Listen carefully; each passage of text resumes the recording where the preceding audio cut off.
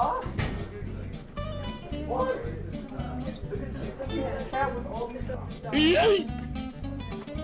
hello. I was just checking out the newest Harry Potter book, Harry Potter and the Cursed Child. It's actually a different kind of book from the other. It's a two-part play-on in which now Harry Potter is a father and a husband. But the question is, will his past stay the past or will it come back to haunt his children? Check out the trailer.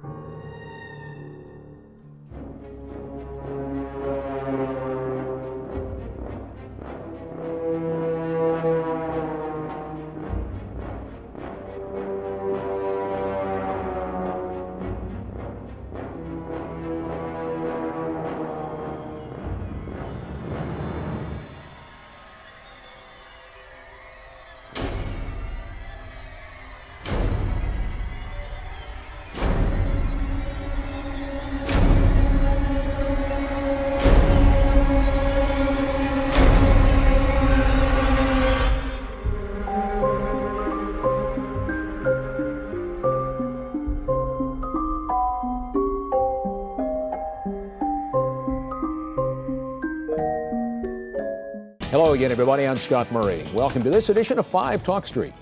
Well, think back, if you might, to 1957. A tornado struck Dallas, and people did not know where to turn. That's when Irving Cares was formed, and here to tell us all about this incredible organization is Teddy Story. She is the CEO of Irving Cares. Welcome. Hello. Good to see you. Thank you for having me. Well, you're more than welcome. 1957, that's over half a century ago. Right. 56 years ago, when the tornado came through Dallas, the concerned citizens in Irving wanted to have a place where people could turn to give help and to help others. They didn't know where to turn. So people could come to Irving Cares and get the assistance that they needed. Back then, their two focuses were hunger and a central information center. We're still doing those two things, still working on those, but we also offer financial assistance, an employment program, and a medical transportation program for Irving families. Now, do you have to live in Irving to take advantage of the Yes, service? sir. Okay, you do. So you have to be a resident of Irving. Right. And what are some of the services that you do provide over and above those? We can help people with financial assistance. Like we helped a waiter. He's a dad who lives in Irving. He's a waiter at a hotel, and he fell and broke his arm. So it's kind of hard to be a waiter with a broken arm. So he came to Irving Cares with help for his utility bill. We were able to help him with his utility bill, gave him a good order of groceries, and then by the time his short-term disability was finished, he's able to go back to work, and he's okay.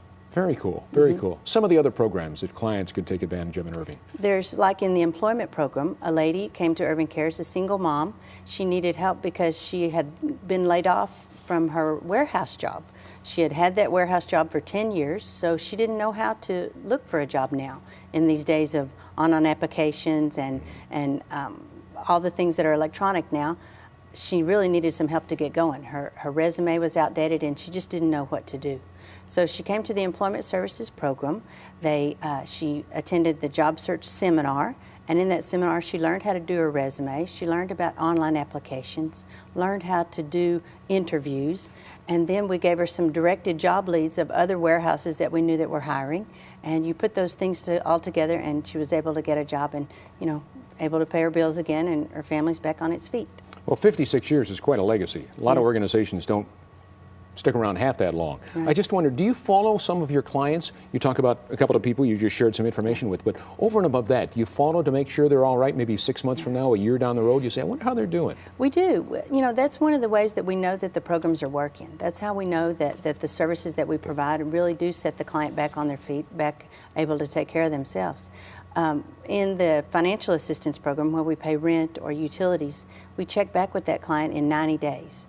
So we fall back and see, we talk to the landlord or talk to the utility provider to see if services are still being rendered or if the family was evicted. So our goal is that 85% are not evicted or their utilities terminated after 90 days. And in our world, we're about at 94% on both of those. So we can show, you know, that the amount of money that we pay, that the amount of training that we give the clients, because we ask them to attend a money management class so they can learn some changes in their budgeting or their finance, how to save money. Those tools that we give them really do set them back. It's going to good use. Yeah. Where do you get your money from? We have been, our single biggest donor is TXU Energy. They have a great program called Energy Aid where donations from Irving, Texas zip codes of TXU Energy customers to the Energy Aid program is matched 5-to-1 by TXU Corporate. So that turns into our largest single donor, and we use that for Energy Aid assistance. Now, what about somebody out there that's watching today, would like to get involved, whether they live in Irving or whether they don't live in Irving? See, what a great idea. Irving Cares. I'd like to help them out. How can you be a volunteer? We have a great website that shows all the things that we do and all of the volunteer opportunities at irvingcares.org. And that is where they can find out how to do a food drive. They can find out how to sign up to be a volunteer case manager.